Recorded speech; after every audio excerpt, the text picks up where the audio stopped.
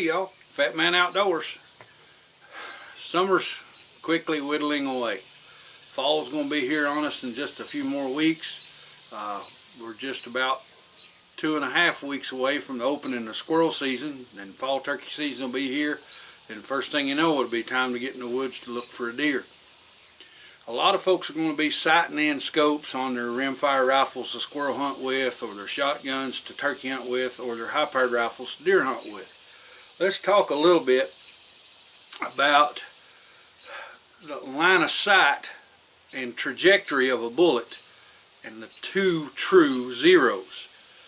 Now you're saying, now wait a minute, how can you have two true zeros? Well, a bullet, the line of sight from the scope to the target is not the same line that the bullet is going to take from the end of the muzzle to the target. Line of sight will always be straight. It's just laser perfect. There's no variance to it. It's a straight line. Okay, but the bullet's line that it takes to the target is a trajectory. A trajectory means an arc that the bullet travels from the end of the muzzle to the target. So at one point, the bullet's going to start out below the target, and it's going to be above the target at another point, and then on target at another point, and then below the target if it passes and you miss. So now let's talk about the 2 points of zero. Okay, you got a line of sight going from the center of your scope to the target. The bullet at some point is going to pass, unless it's a really close shot, you're basically at point blank range. The bullet's going to come down the barrel, leave the muzzle, and it's going to start out a path that's below the target because of the distance between the center of the scope and the middle of the bore.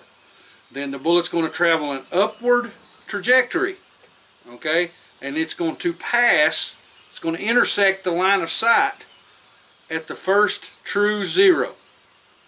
Then it's going to continue upwards because it's on an upwards trajectory until it loses that energy, and then it's going to become a downward trajectory. Then as the trajectory bends back down, it's going to cross that line of sight of the scope again at the second zero.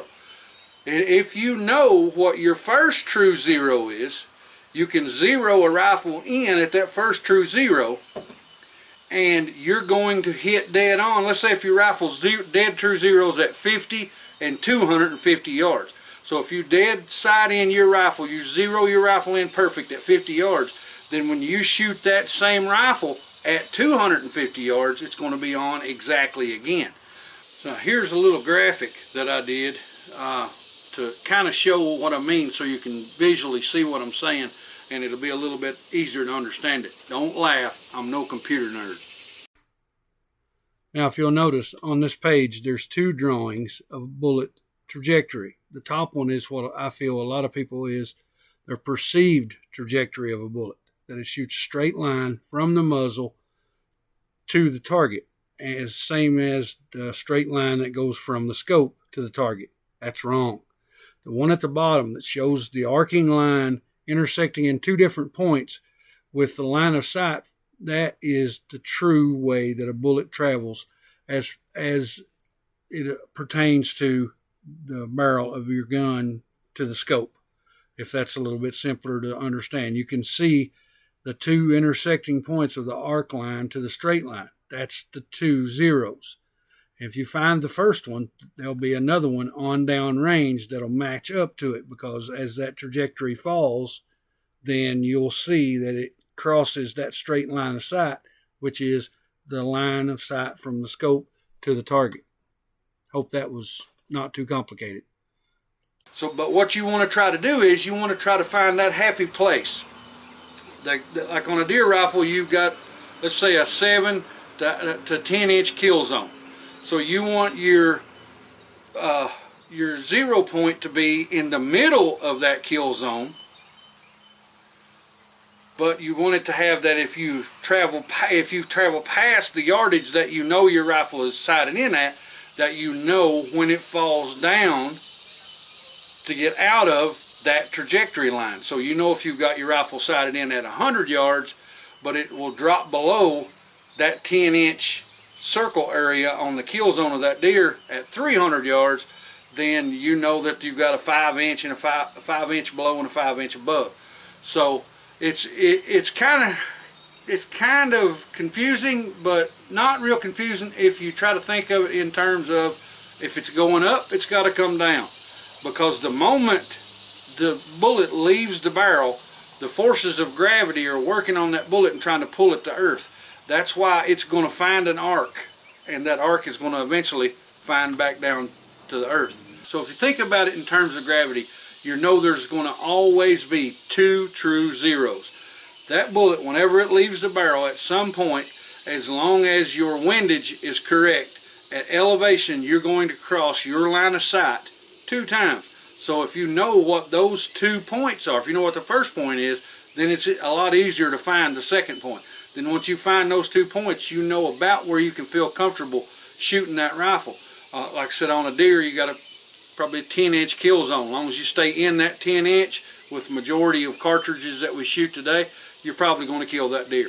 But like on a squirrel, you got a lot smaller window, so you know you got maybe a 2-inch kill zone. Well, you know say if this .22 rifle will stay on target dead true at 50 yards, it'll shoot in that 1-inch spot.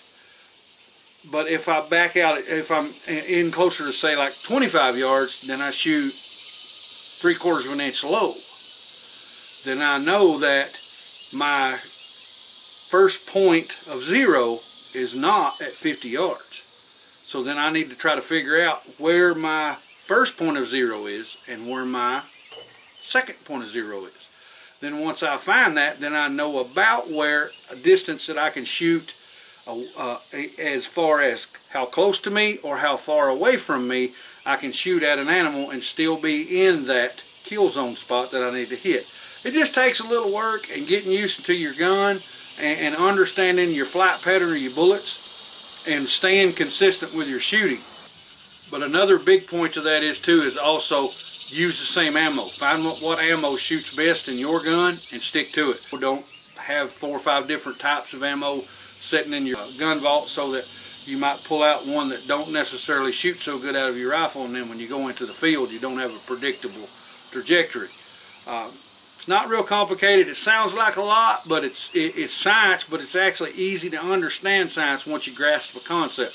Once you figure out that the line of sight from the center of your scope, the line of sight coming out of your scope, is not the same line that the bullet's going to take when it leaves the muzzle. Once you figure that out, you've got it half whipped.